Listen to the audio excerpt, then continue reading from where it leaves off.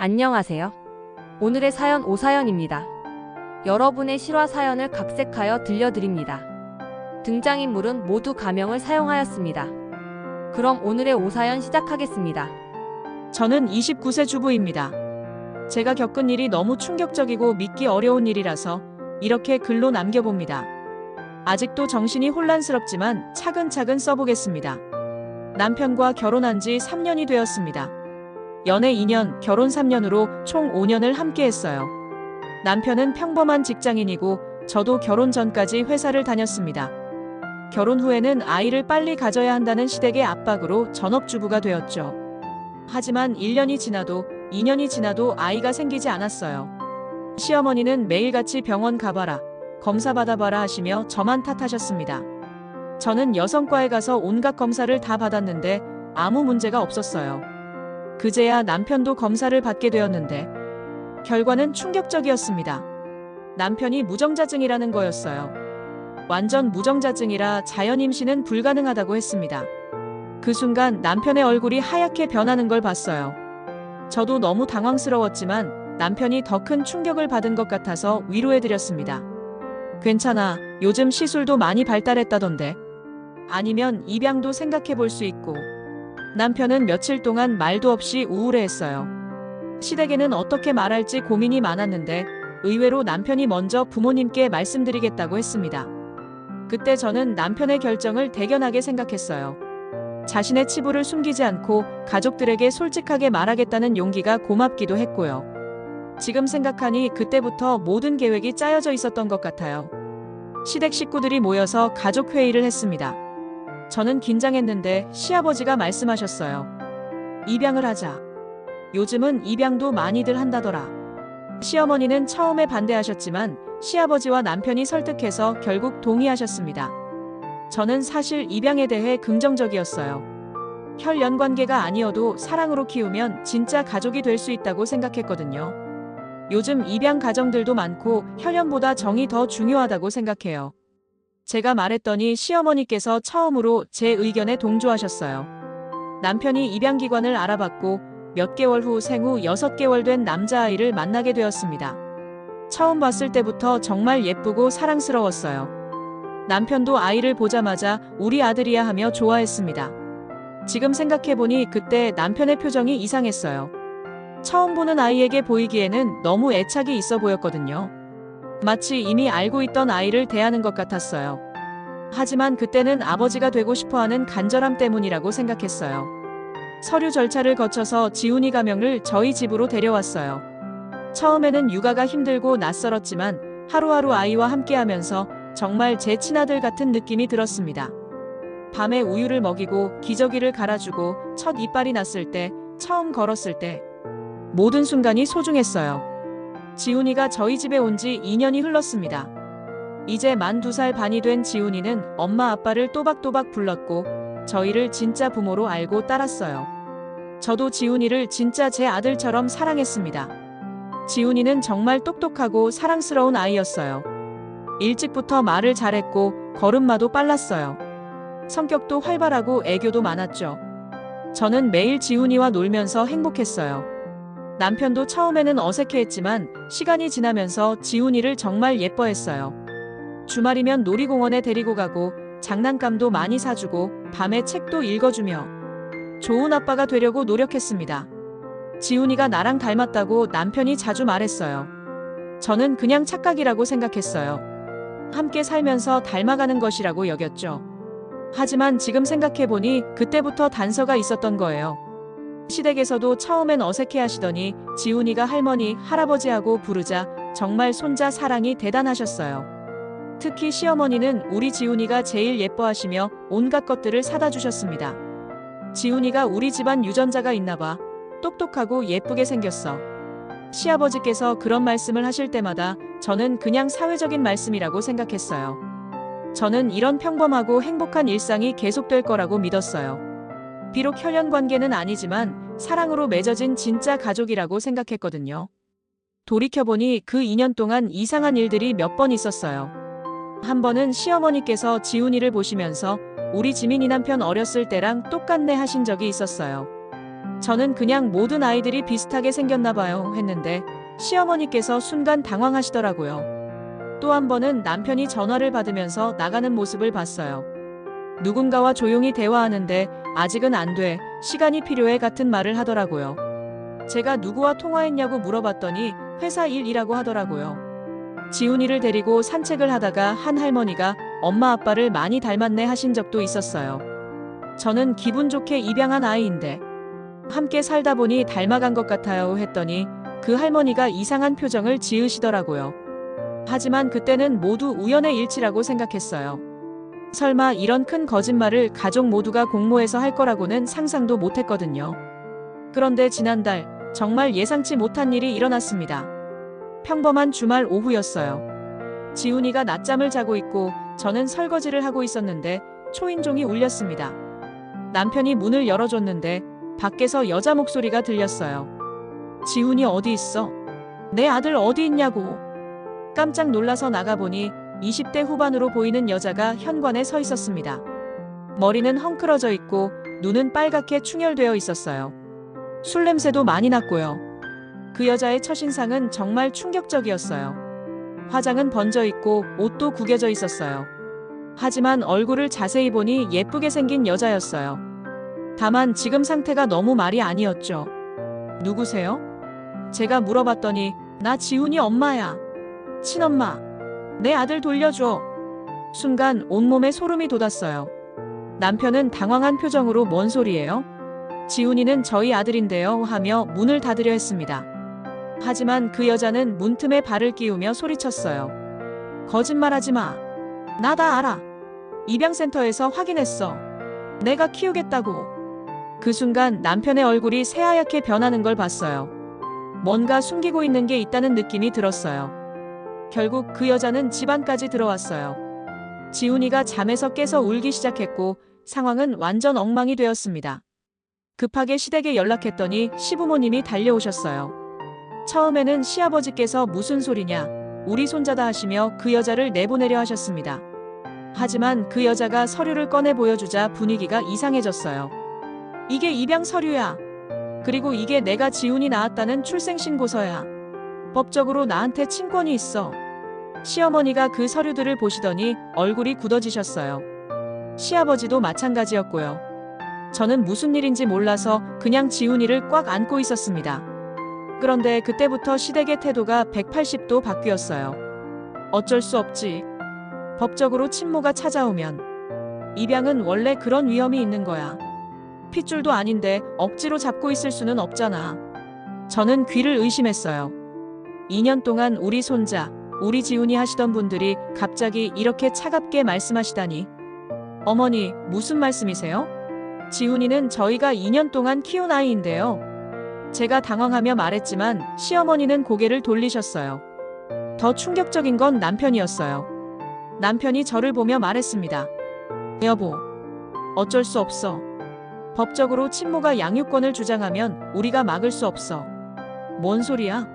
지훈이는 우리 아들이야. 2년 동안 우리가 키웠는데. 하지만 핏줄은 어쩔 수 없잖아. 나도 진짜 아버지가 되지 못한 것 같아서 죄책감이 컸어. 이렇게 된 것도 다 내가 무정자증이어서 그런 거 아니야? 저는 정말 화가 났어요. 남편이 자신의 죄책감을 저한테 떠넘기고 있다는 게 느껴졌거든요. 당신이 무정자증인 게 내 탓이야? 그리고 지금 지훈이가 우는데 이 상황이 정상으로 보여. 하지만 남편은 고개를 돌리며 미안하다고만 중얼거렸어요. 그 순간 정말 모든 게 무너지는 느낌이었어요. 2년 동안 함께 지훈이를 키워온 사람이 이렇게 쉽게 포기할 수 있다는 게 믿어지지 않았어요. 그 여자는 계속 지훈이를 달라고 소리쳤고 저는 절대 안 된다며 아이를 안고 있었어요. 그런데 시어머니가 제게 말씀하셨습니다. 어쩔 수 없는 일이야. 친엄마가 찾아온 이상. 어머니, 2년 동안 지훈이를 키운 저는 뭐예요? 그냥 남의 아이 봐준 보모예요? 그런 게 아니라. 그때였어요. 그 여자가 갑자기 시아버지와 남편을 향해 침을 뱉으며 소리쳤어요. 이 집안은 다 똑같아. 자기 피 숨기고 남 좋은 일만 시키지. 뭔 소리야? 시아버지가 당황하며 물어보셨어요. 그러자 그 여자가 웃으며 말했어요. 몰라. 정말 몰라. 지훈이 아빠가 누군지 정말 모른다고. 순간 방 안이 조용해졌어요. 뭔가 이상한 분위기였어요. 지훈이 아빠는 바로 여기 있잖아. 그 여자가 남편을 가리키며 소리쳤어요. 저는 처음에 무슨 말인지 이해가 안 됐어요. 남편은 무정자증인데 어떻게 아이가 있을 수 있다는 거죠? 뭔 소리야? 남편은 무정자증이라고. 제가 중얼거리자 그 여자가 비웃으며 말했어요. 무정자증? 누가 그런 소리 했어? 나 3년 전에 이 남자 아이 낳았는데. 남편의 얼굴이 새하얗게 변했어요. 시부모님도 당황한 표정이었고요. 그제야 진실이 드러나기 시작했어요. 그 여자는 남편의 대학교 동기였다고 했어요. 남편과 저랑 사귈 때 남편과 바람을 폈고 임신을 했다는 거예요. 하지만 남편은 저와 결혼하고 싶어서 그 여자를 버렸고 그 여자는 혼자 아이를 낳아서 키웠다고 했어요. 그런데 혼자 키우기 너무 힘들어서 입양을 보내려고 했는데 이 집에서 먼저 연락이 왔어. 지민이가 무정자증이라며 아이를 입양하고 싶다고. 그래서 지훈이를 여기로 보낸 거야. 저는 귀를 의심했어요. 남편이 자신의 친자식을 입양아인 것처럼 속여서 집으로 데려온 거였어요. 그럼 지훈이는? 제가 떨리는 목소리로 물어봤더니 지민이 진짜 아들이야. 핏줄이야. 그런데 입양아인 척하고 데려간 거지.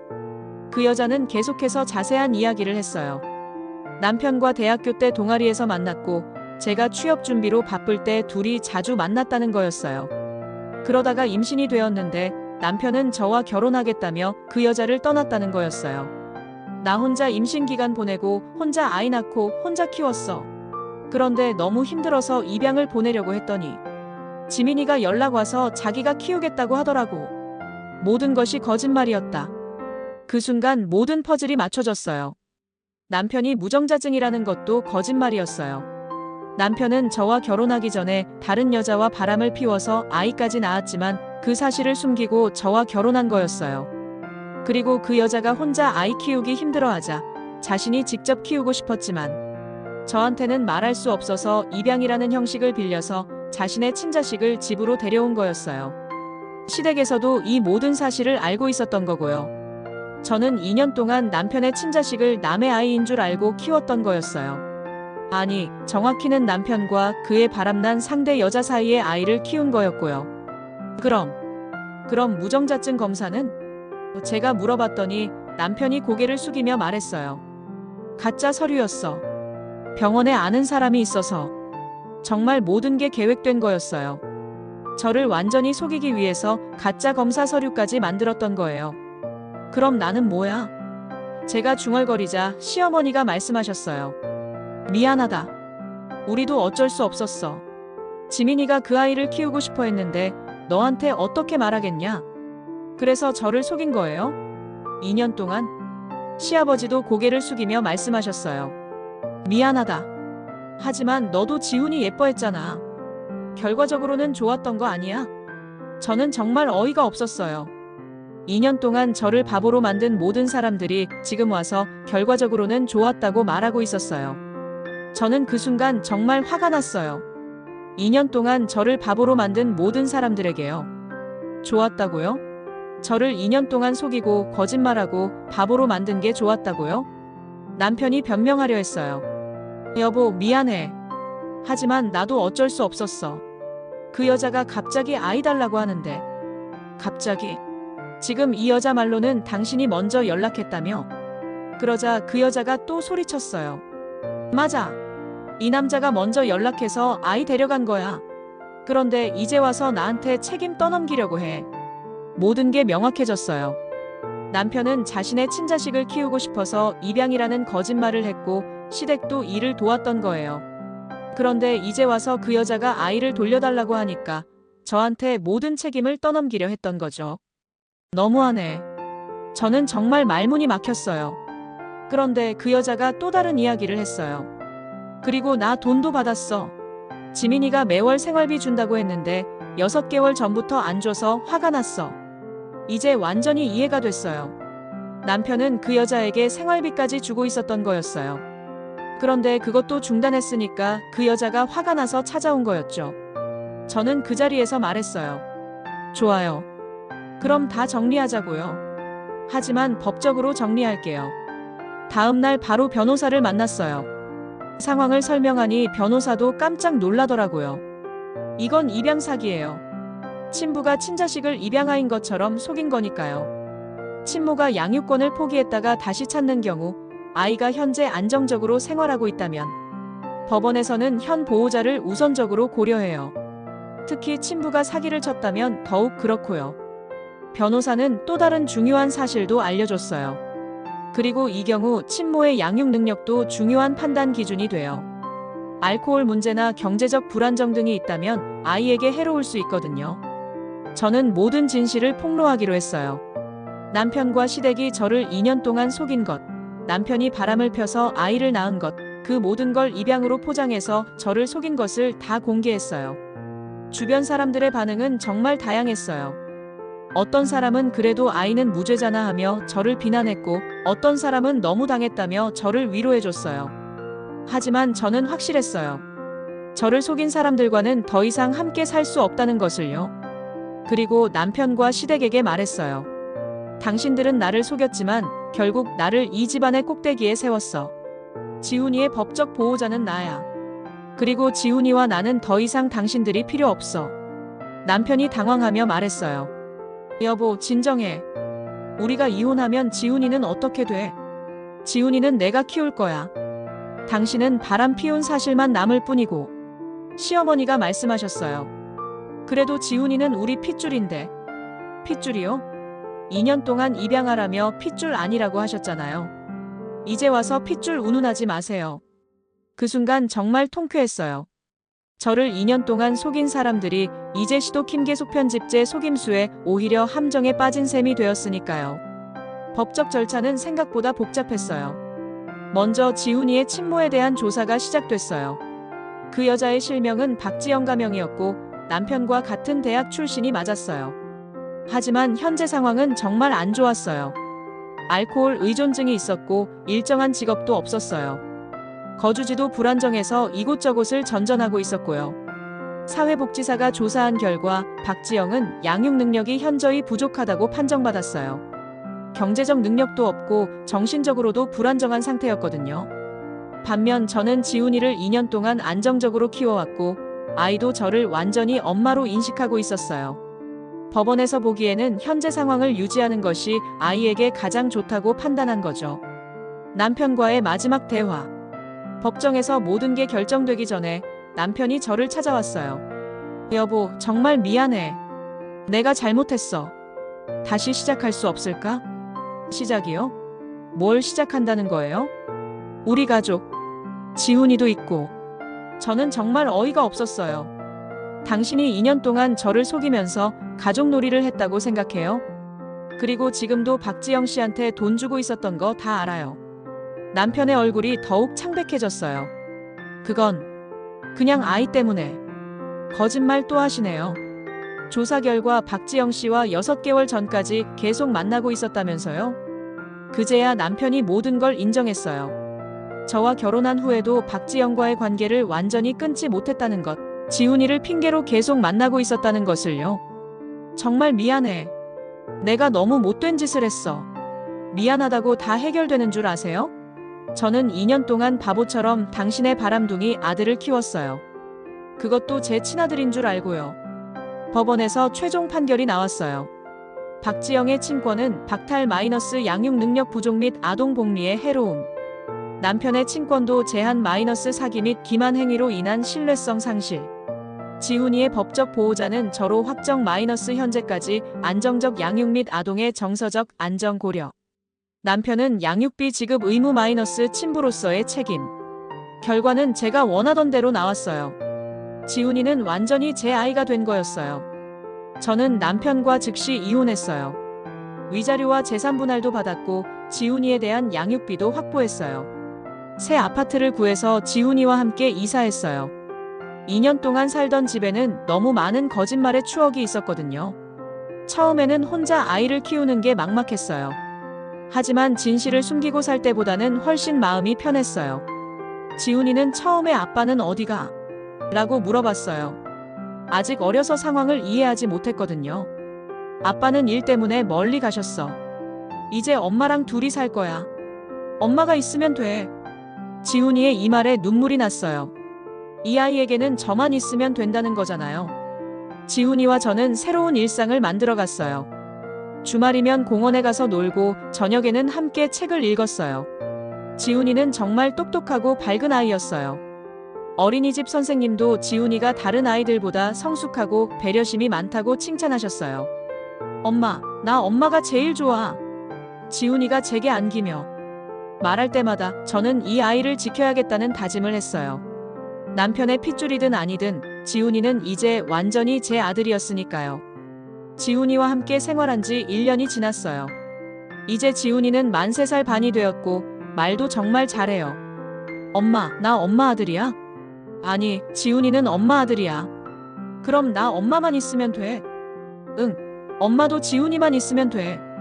이런 대화를 할 때마다 마음이 따뜻해져요. 돌이켜보니 정말 드라마 같은 일이었어요. 남편과 시댁의 거짓말로 시작된 일이 결국 저에게는 가장 소중한 선물을 안겨준 셈이 되었으니까요. 만약 남편이 처음부터 솔직했다면 어땠을까요? 사실 내가 다른 여자와 바람을 펴서 아이가 생겼는데 그 아이를 우리가 키우자고 말했다면요. 아마 그때는 바로 이혼했을 거예요. 하지만 지금처럼 지훈이와 함께하지는 못했겠죠. 결과적으로는 남편의 거짓말 덕분에 저는 세상에서 가장 소중한 아들을 얻을 수 있었어요. 지금도 가끔 생각해요. 혈연 관계가 정말 중요한 걸까요? 2년 동안 지훈이를 키우면서 느낀 건 사랑과 정성으로 맺어진 관계가 핏줄보다 더 소중하다는 거였어요. 저는 지훈이와 함께 새로운 가족을 만들어가고 있어요. 혈연으로 맺어진 가족은 아니지만 사랑으로 맺어진 진짜 가족이에요. 마지막으로 저를 속였던 모든 사람들에게 감사하다고 말하고 싶어요. 그 거짓말 덕분에 저는 인생 최고의 선물을 받았으니까요. 여러분도 제 이야기를 읽고 많은 걸 느끼셨기를 바라요. 때로는 인생의 최악의 순간이 최고의 기회가 될 수도 있다는 것을요. 긴 글 읽어주셔서 정말 감사합니다. 여러분의 댓글과 응원이 제게 큰 힘이 됩니다.